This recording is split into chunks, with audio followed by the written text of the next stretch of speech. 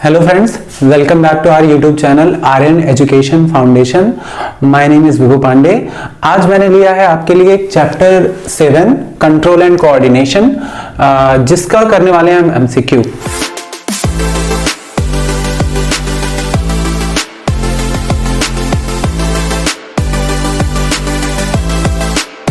ठीक है, तो MCQ फर्स्ट है हमारा, Which plant hormone promote dormancy in seed and bud? ठीक है, देखिए हमारे जो ये चैप्टर 6 है, इसमें हमें कुछ प्लांट हार्मोन्स पढ़ने हैं, जैसे auxin, gibberellin, cytokinin, abscisic acid. ठीक है, जिसमें 3 ग्रोथ को प्रमोट करते हैं और एक ग्रोथ इनहिबिटर हार्मोन है। ठीक है, उन सभी हार्मोन्स में से कौन सा ऐसा हार्मोन है जो प्रमोट करता है डोरमेंसी, किसमें? सीड में और बड में। ठीक है, सीड और बड में डोरमेंसी। बड का मतलब होता है कली और सीड का मतलब होता है बीज। इनमें हमें डोरमेंसी को प्रमोट करने वाला हार्मोन कौन सा होता है, ये ढूंढना है। ठीक है, तो देखते हैं। ऑप्शन है ऑक्सिन, बी है जिब्रेलिन, सी है साइटोकाइनिन और डी है एब्सिसिक एसिड। ओके, मतलब इनएक्टिव हो जाना, सेल डिवीजन बिल्कुल रुक जाना, डोरमेंसी होता है। ठीक है, तो ऑक्सिन का काम क्या है? ऑक्सिन का वर्क यही है कि प्लांट को टुवर्ड लाइट प्रमोट करना। ठीक है, और जिब्रेलिन्स रैपिड सेल डिवीजन करना, साइटोकाइनिन्स में भी सेल डिवीजन होता है, और एब्सिसिक एसिड जो होता है वो ग्रोथ इनहिबिटर हार्मोन है। ठीक है, तो यहां पर जो एब्सिसिक एसिड है वो क्या करता है? डोरमेंसी प्रमोट करता है, किसमें? सीड और बर्ड्स में। ओके, तो ऑप्शन डी हो जाएगा हमारा बिल्कुल राइट। ओके, चलते हैं क्वेश्चन नंबर 2 पे। रूट्स ऑफ प्लांट्स आर, जो रूट होती है प्लांट की वो क्या होती है? Positive geotropic, negative geotropic, positive phototropic, none of these. ठीक है, तो देखिए ये जो ट्रॉपिक मूवमेंट होता है वो कई तरह का होता है, जैसे जियोट्रॉपिक, फोटोट्रॉपिक, हाइड्रोट्रॉपिक। ठीक है, पहले हम इन 3 को ले लेते हैं। तो अगर हम देखें, एक प्लांट है, ठीक है, एक प्लांट में ड्रॉ कर देता हूं आपके लिए।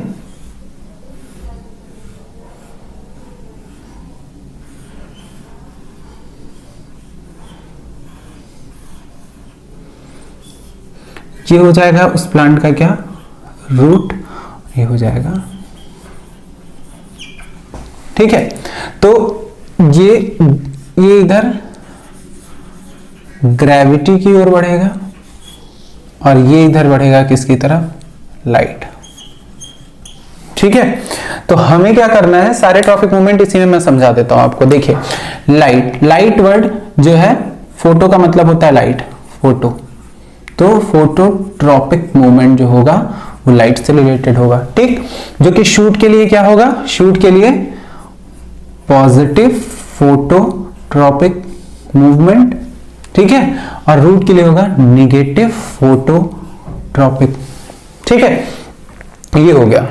अब चलते हैं, कोई प्लांट है, अगर शूट जो है ऊपर की तरफ बढ़ता जा रहा है, रूट जो है नीचे की तरफ बढ़ती जा रही है, तो वाटर कहां होगा? सॉइल में होगा, ग्रेविटी के पास होगा। तो ये हमारा क्या हो जाएगा? पॉजिटिव हाइड्रोट्रॉपिक मूवमेंट और ये निगेटिव हाइड्रोट्रॉपिक मूवमेंट। ठीक है, और ये ग्रेविटी की तरफ बढ़ रहा है हमारा रूट सिस्टम, और शूट सिस्टम किस तरफ बढ़ रहा है? लाइट की तरफ। ठीक है, तो लाइट मतलब ग्रेविटी से दूर है, ऊपर की तरफ है, और ये ग्रेविटी टुवर्ड ग्रेविटी, ग्रेविटी के क्लोज जा रहा है। तो यहां पे क्या हो जाएगा? पॉजिटिव जियोट्रॉपिक मूवमेंट, इधर निगेटिव जियोट्रॉपिक मूवमेंट। ओके, तो क्वेश्चन है positive roots of plants are.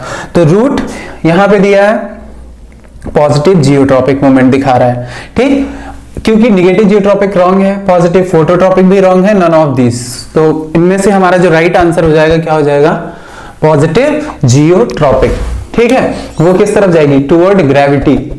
Okay, आगे चलते हैं। क्वेश्चन नंबर 3 है, response of plant root toward water is guard. Plant की जो रूट है, ठीक, अगर वो वाटर की तरफ जा रही है, वाटर की तरफ रेस्पॉन्स कर रही है, तो क्या हो जाएगा? Positive hydrotropic movement. ओके, क्योंकि वो हाइड्रो मीन्स क्या हो गया? वाटर। ठीक है, तो यहां पे वाटर से हमें क्या लेना है? एक क्लू लेना है वाटर की, हाइड्रो। यहां पे टूवर्ड मतलब पॉजिटिव है, पॉजिटिव हाइड्रोट्रोपिक मूवमेंट। तो ऑप्शन ए है कीमोट्रोपिज्म। कीमोट्रोपिज्म, कीमो का मतलब होता है केमिकल, केमिकल से रिलेशन है। ओके, उसके बाद बी है जियोट्रोपिज्म और बी है फोटोट्रोपिज्म, सी है हाइड्रोट्रोपिज्म और डी है जियोट्रोपिज्म।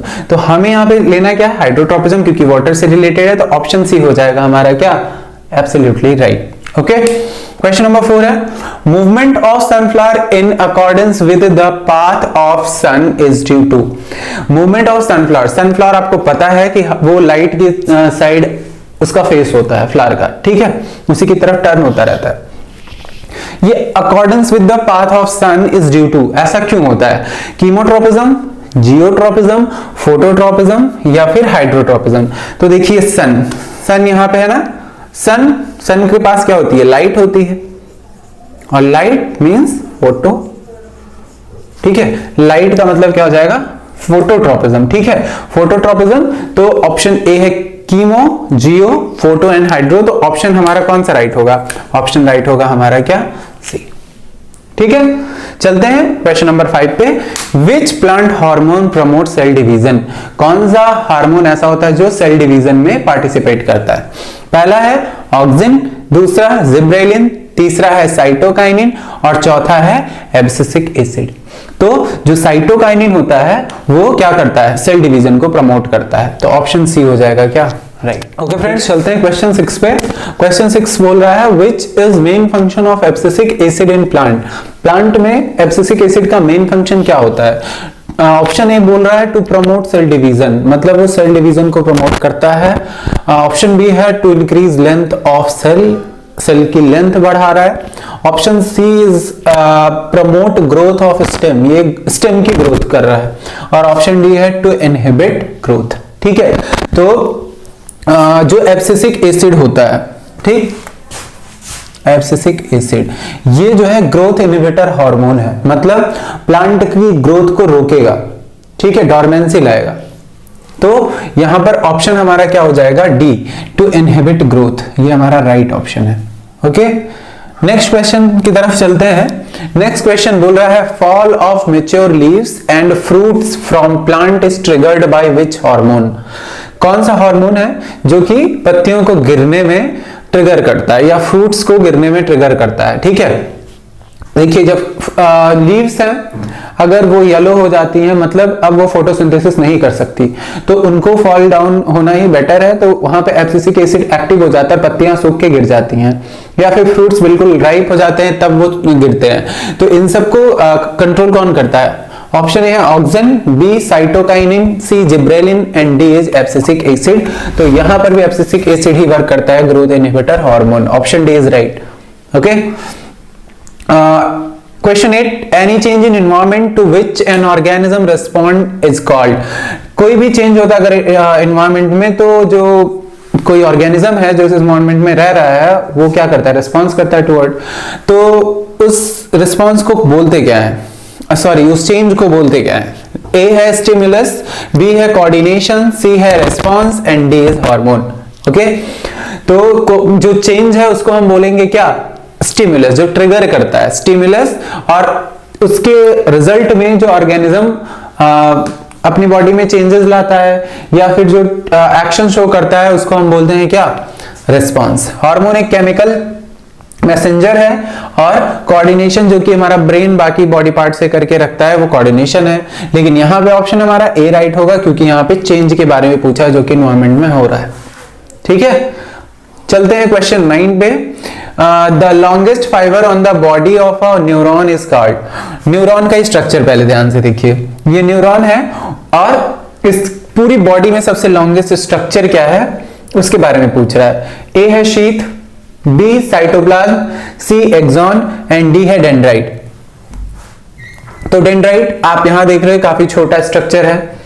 एक्सॉन ये पूरा पार्ट है, ये एक्सॉन ये अंदर की तरफ से, ठीक है। और साइटोप्लाज्म जो सेल के अंदर का लिक्विड होता है। शीथ आपको इसमें दी नहीं गई है, ठीक है। तो यहां पर जो लॉन्गेस्ट फाइबर होता है वो क्या होता है, एक्सॉन होता है, ठीक है। ये अंदर से ये जो फाइबर लॉन्ग्स ये लंबा सा, ओके। और शीथ हमारी ये जो ये पार्ट्स हैं वो उससे लगे हुए हैं। यहाँ पे सबसे लॉन्गेस्ट पूछा है तो एक्सॉन होगा, ऑप्शन सी इज राइट। ठीक है, क्वेश्चन 10 पे, which nerves transmit impulse from the central nervous system toward muscle cell. यहाँ पे पूछा है कौन सी नर्व है, ऐसी नर्व है जो कि इंपल्स का ट्रांसमिशन करती है from the central nervous system toward muscle cell, central nervous system से मसल सेल तक। ठीक, मसल सेल्स का जैसे आपने रिफ्लेक्स आर्क देखा होगा, वहां पे मसल सेल्स का वर्क होता है, कुछ स्पेशल प्रोटीन पाए जाते हैं जो उनके शेप में चेंजेस लाते हैं। ठीक है, तो वो मोटर नर्व होती है। जो मोटर नर्व्स होती हैं वो क्या करती हैं, हमारे सेंट्रल नर्वस सिस्टम और मसल सेल्स के बीच में कोऑर्डिनेशन करती है, मैसेज ट्रांसफर करती हैं और वही ट्रांसमिट कर रही है, इसलिए ऑप्शन बी हो जाएगा राइट। ठीक है फ्रेंड्स, चलते हैं क्वेश्चन नंबर 11 पे। The microscopic gap between a pair of adjacent neurons over which nerve impulse pass is called. देखिए हमारी बॉडी में न्यूरॉन्स की चेन होती है, सीरीज होती है, ठीक है, जो स्पाइनल कॉर्ड तक पहुंचती है और वो फिर कनेक्टेड होती है ब्रेन तक। ठीक है, तो बोला जा रहा है कि दो एडजेसेंट न्यूरॉन्स हैं और उनके बीच में कनेक्शन है, जहां पर वहां पे होता है छोटा सा गैप जो कि बहुत ही टाइनी होता है, माइक्रोस्कोपिक होता है, उसको क्या बोलते हैं। हमारे पास एक न्यूरॉन है, यहां पे हम देख रहे हैं, और यहीं से इसकी जो नर्व एंडिंग्स दिख रही हैं आपको, यहां से एक नई न्यूरॉन ऐड होगी इससे। ठीक है, जो कि डेंड्राइट, ये जो दूसरी इसकी एक और न्यूरॉन होगी, उसका डेंड्राइट जो है ऐसे जाकर के ऐड होगा और वो दूसरी न्यूरॉन का स्ट्रक्चर इधर बनते हुए आएगा। ओके, और यही बीच में होता है ये गैप है, एक छोटा सा गैप है, इसी गैप को क्या कहते हैं, इसमें ये पूछा गया है। ऑप्शन है न्यूरोट्रांसमीटर, बी है डेंड्राइट, सी है एक्सॉन और डी है न्यूरॉन। ओके, तो हमें डी है हमारा साइनेप्स। तो चलते हैं, न्यूरोट्रांसमीटर, डेंड्राइट, एक्सॉन और साइनेप्स में से कौन सा ऑप्शन सबसे बेस्ट होगा। तो देखिए, दो जो न्यूरॉन्स होती हैं उनके बीच का माइक्रोस्कोपिक गैप जो होता है उसको क्या बोलते हैं हम, साइनेप्स बोलते हैं। क्या बोलते हैं, साइनेप्स। ठीक है, क्वेश्चन नंबर 12 पे चलते हैं। फ्रेंड्स, इसमें लिखा गया है गिव द मिसिंग टर्म। हमारे सामने एक डायग्राम है, यहां से एक बॉडी को स्टिमुलस मिल रहा है, ट्रिगर मिल रहा है, जिसके लिए उसको रिस्पॉन्स करना है, पर ये एक सीरीज होती है एक्शन की जो कि कंप्लीट हो रही है। ये आर्क जो चल रहा है जिसको हम रिफ्लेक्स आर्क भी बोलते हैं। ठीक है, क्या बोलते हैं, रिफ्लेक्स आर्क, रिफ्लेक्स आर्क। ये रिफ्लेक्स आर्क है और इस आर्क को कंप्लीट होने में कई चैनल्स हैं। तो सबसे पहले स्टिमुलस किसको मिल रहा है, सेंसरी न्यूरॉन को, फिर यहां पर आकर के कोई और एक टर्म है जो मिलेगा, फिर वो ट्रांसफर करेगा मोटर न्यूरॉन को और तब होगा रिस्पॉन्स। ठीक है, तब जाके रिफ्लेक्स आर्क कंप्लीट होता है। ऑप्शन देख लेते हैं पहले। पहला है ब्रेन, दूसरा है क्रैनियल नर्व्स, तीसरा है रिले न्यूरॉन और डी है ट्रिगर। ठीक है, तो इनमें से आंसर कौन सा है, आइए मैं आपको बताता हूं। आंसर हमारा होगा रिले न्यूरॉन। ठीक है, ये रिले न्यूरॉन, रिले क्या कर रही है, रिले न्यूरॉन सेंसरी न्यूरॉन से ले रही है स्टिमुलस का जो पूरा मैसेज है वो ले रही है और ट्रांसफर कर रही है किसको, मोटर न्यूरॉन को। मतलब ये बीच में यहां से इसको ये जो मैसेज है उसको लेना है और यहां पर उसको ट्रांसफर करना है, बाद में हमारी बॉडी क्या करेगी, रेस्पॉन्स करेगी। ठीक है, तो रिले न्यूरॉन यहां पे होगा। ठीक, यहां पे मैं लिख भी देता हूं relay neuron, relay neuron. Okay, question number 13, the highest coordination centre in human body is. हमारी बॉडी का सबसे डेलिकेट ऑर्गन के बारे में एक क्वेश्चन है। ऑप्शन है spinal cord, option B heart, option C brain, option D kidney. ठीक है, तो कोऑर्डिनेशन सेंटर बोल रहा है। कोऑर्डिनेशन सेंटर क्या होता है, जो हमारी पूरी बॉडी को कोऑर्डिनेट कर सके कि हमें कब अपने हैंड को मूव करना है, लिम्स कब मूव करने हैं, ठीक है, कब हमें रुक जाना है, ये सारी चीजें कौन कंट्रोल कर रहा है। तो सबसे डेलिकेट ऑर्गन हमारा ब्रेन और यही हमारा हो जाएगा आंसर, आंसर सी। ठीक है, तो आगे चलते हैं क्वेश्चन नंबर 14 पे। Main function of cerebellum, cerebellum का मेन फंक्शन पूछ रहा है। हमारा जो ब्रेन है उसके कई पार्ट होते हैं जिसमें से एक है सेरेबेलम। सेरेबेलम हमारे ब्रेन के जो है मेनली 3 पार्ट होते हैं, fore brain, mid brain and hind brain. ठीक है, तो जो सेरेबेलम के बारे में पूछ रहा है वो हमारा कौन से ब्रेन का पार्ट है, हाइंड ब्रेन का पार्ट है। ठीक, हाइंड ब्रेन का पार्ट है। अब यहां पे उसका मेन फंक्शन पूछ रहा है। पहला है ऑप्शन मेमोरी, ऑप्शन बी है hearing, option C balancing, option D है थिंकिंग। तो यहां पर जो ऑप्शन सी बैलेंसिंग है ये हमारे सेरेबेलम का क्या है, मेन फंक्शन है, हमारी बॉडी को बैलेंस करना। ठीक, एक सीधी लाइन में चलना, और एक राइट पोस्चर से खड़े होना, ये सारा काम कौन करता है? हमारे हाइंड ब्रेन का एक पार्ट है जिसको हम क्या बोल रहे हैं? सेरिबेलम। आप सेरिबेलम और सेरिब्रम में कंफ्यूज मत होइएगा। जो सेरिब्रम है वो हमारे फोर ब्रेन का पार्ट होता है और जो कि वॉलंटरी एक्शन के लिए रिस्पॉन्सिबल है। बट यहाँ पे हम बात करें सेरिबेलम की, जो कि बैलेंसिंग करता है हमारी बॉडी की। ठीक है, चलते हैं क्वेश्चन नंबर 15 पे। यहाँ पे बोल रहा है थिंकिंग इज कंट्रोल्ड बाय। जो थिंकिंग है हमारा एक वॉलंटरी एक्शन है, हम चाहते हैं तभी हम सोचते हैं। ठीक, तो ये किस पार्ट से कंट्रोल किया जाता है? ऑप्शन ए है सेरिब्रम, ऑप्शन बी है पॉन्स, ऑप्शन सी है मेडुला, ऑप्शन डी है सेरिबेलम। ठीक, सेरिबेलम तो यही एलिमिनेट हो जाता है क्योंकि अभी हमने डिस्कस किया है कि वो बैलेंसिंग के लिए रिस्पॉन्सिबल है। तो बाकी मेडुला एंड बोन्स ये भी हाइंड ब्रेन का पार्ट है। हाइंड ब्रेन का पार्ट, हाइंड ब्रेन क्या करता है? वॉलंटरी एक्शन को कंट्रोल कर रहा है, तो ये दोनों भी एलिमिनेट हो जाएंगे। ये तीन ऑप्शन एलिमिनेट हो रहे हैं, क्यों? मैंने आपको बता दिया है। ठीक है, तो बच क्या रहा है हमारा सेरिब्रम, जो कि होता है राइट, क्योंकि ये हमारी थिंकिंग के लिए रिस्पॉन्सिबल होता है और ये वॉलंटरी एक्शन को कंट्रोल भी करता है, हमारा जो सेरिब्रम है। ओके, क्वेश्चन 16 कह रहा है identify the statement about thyroxine is incorrect.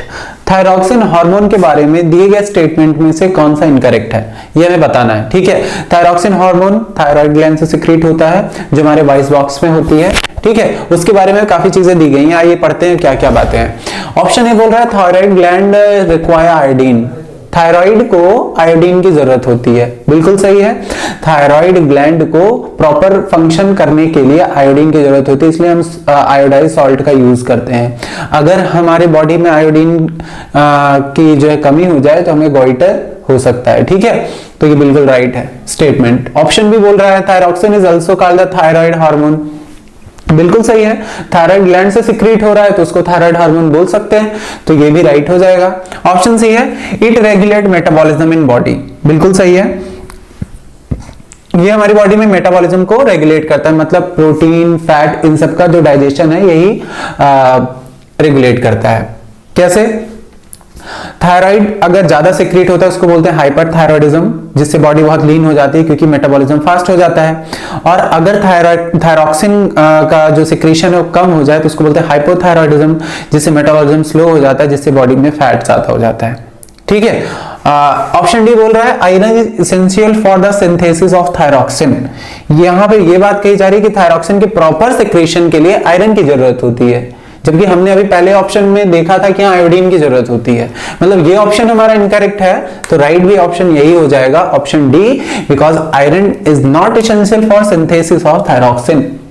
Okay, question 17 breathing is controlled by cerebellum, cerebrum, hypothalamus, medulla oblongata. ठीक है, हमारे ब्रेन के सारे पार्ट्स हैं, इसमें पूछा जा रहा है कि ब्रीदिंग जो है कौन कंट्रोल करता है। तो ब्रीदिंग एक इनवॉलेंटरी एक्शन है। ठीक, तो सेरिबेलम से कोई मतलब नहीं, हाइपोथैलेमस एक एंडोक्राइन ग्लैंड, इससे भी कोई मतलब नहीं, सेरिब्रम से भी कोई मतलब नहीं ब्रीदिंग को कंट्रोल करने के लिए। तो ऑप्शन डी बचता है जो मेडुला ऑब्लांगेटा, ये हमारा क्या है? राइट आंसर है, जो कि ब्रीदिंग को कंट्रोल करता है। ठीक है फ्रेंड्स, क्वेश्चन 18 पे चल रहे हैं। यहां पे बोल रहा है the secretion of which hormone leads physical change in body of boys and girls at age of 10 to 12 years. 10 to 12 year मतलब वो टीन एज का स्टार्टिंग, और बॉडी में हार्मोन्स बहुत ज्यादा हो जाते हैं। और यहां पे दिया गया है कि कौन से हार्मोन फिजिकल चेंज लाते हैं। ठीक है, फिजिकल चेंज लाने के लिए कौन से हार्मोन रिस्पॉन्सिबल हैं? ये एज होती है प्यूबर्टी की एज। ठीक है, और उसमें बहुत सारे हार्मोन सीक्रेट होना शुरू हो जाते हैं, मेल और फीमेल या फिर गर्ल या बॉय चाइल्ड में। ठीक है, तो ऑप्शन ए बोल रहा है estrogen from testis and testosterone from ovary. Option B बोल रहा है estrogen from ovary and testosterone from testis. Option C है testosterone from adrenal and estrogen from thyroid. ठीक है, थायराइड से क्या है? एड्रीनल। और लास्ट है नन ऑफ दीज। ठीक है, तो इन अगर ऑप्शन 4 हम उसको ध्यान ना दें तो ऑप्शन जो हमारे पास 3 बच रहे हैं, इन्हीं में से कोई राइट आंसर है। लेकिन यहां पर हमें करेक्ट ये पता होना चाहिए कि कौन सा हार्मोन जो है किस ग्लैंड से सिक्रीट किया जाता है। अब हमें ये तो क्लियर है कि टेस्टिस मेल के पास होता है और ओवरी फीमेल के पास होती है। ठीक है, तो कौन सा हार्मोन राइट है? तो देखिए, जो एस्ट्रोजन है वो ओवरी से सिक्रीट किया जाता है और जो टेस्टोस्टेरोन है वो टेस्टिस से सिक्रीट किया जाता है, जो कि 10 to 12 ईयर पे स्टार्ट हो जाता है सिक्रीशन। तो ऑप्शन कौन सा राइट हो जाएगा? Option B. ठीक है, चलते हैं क्वेश्चन नंबर 19 पे। यहां पे बोल रहा है अ diabetic patient suffers from deficiency of which hormone. ऐसा पेशेंट जिसको डायबिटीज हो गई हो तो उसकी बॉडी में कौन सा हार्मोन कम होता है या फिर डिफिशियंसी हो जाती है किस हार्मोन की। ऑप्शन है ए थायरॉक्सिन, ऑप्शन बी है टेस्टोस्टेरोन, ऑप्शन सी इंसुलिन और ऑप्शन डी है एस्ट्रोजन। देखिए एस्ट्रोजन और टेस्टोस्टेरोन ये जर्म सेल प्रोडक्शन के लिए है, ठीक है, कि टेस्टोस्टेरोन की मदद से जो फिजिकल चेंज मेल बॉडी में आएंगे, बियर्ड आने लगती है। एस्ट्रोजन जो है फीमेल बॉडी में होता है, वहां पे भी कुछ फिजिकल चेंजेस आते हैं और मेंस्ट्रुअल साइकिल स्टार्ट करता है ये फीमेल बॉडी में। थायरॉक्सिन के बारे में हमने पढ़ा, ये मेटाबॉलिज्म के लिए जरूरी है। तो अगर कोई डायबिटिक पेशेंट है तो उसके ब्लड में शुगर का लेवल काफी बढ़ जाता है, ठीक, जो कि इंसुलिन की डिफिशियंसी से होता है, मतलब इंसुलिन कम होता है, इसीलिए उसको इंसुलिन के इंजेक्शंस भी लेने होते हैं। इसलिए ऑप्शन सी हो जाएगा राइट। इंसुलिन सिक्रीट होता है पैनक्रियास से, पैनक्रियास की बीटा सेल्स जो होती हैं वो इंसुलिन को सिक्रीट करती हैं। पैनक्रियास एक मिक्स ग्लैंड है, एंडोक्राइन भी है और एक्सोक्राइन भी है, जिससे इंसुलिन सिक्रीट किया जाता है बीटा सेल के थ्रू, और यही हमारी बॉडी में जो शुगर का बैलेंस होता है उसको बना के रखता है हमारे ब्लड में, ठीक है। और अगर इसकी डिफिशियंसी हो जाती है तो हमें क्या हो जाता है, डायबिटीज, ठीक है। आगे है question 20, Which endocrine gland does not exist in pairs? कौन सी एंडोक्राइन ग्लैंड है जो पेयर में नहीं है। ऑप्शन ए है testis, option B ovary, option C है पिट्यूटरी, ऑप्शन डी है एड्रीनल। देखिए एड्रीनल ग्लैंड जो है हमारी किडनी के टिप पे बिल्कुल कैप की तरह पाई जाती है। जो हमारे पास एक पेयर में किडनी होती है तो एड्रीनल ग्लैंड भी एक पेयर में ही होगा, ठीक है। ओवरी भी पेयर में होती है और टेस्टिस भी पेयर में होते हैं, लेकिन पिट्यूटरी ग्लैंड पेयर में नहीं होती, ये हमारे ब्रेन में पाई जाती है और ये नॉन पेयर्ड है, ठीक है। तो दोस्तों हमने किए 20 एमसीक्यूज। हमारी सीरीज ऐसे ही चलती रहेगी, मिलेंगे किसी और सीरीज में जिसमें हम एक और नया चैप्टर लेंगे और करेंगे उसके MCQs. Thank you so much.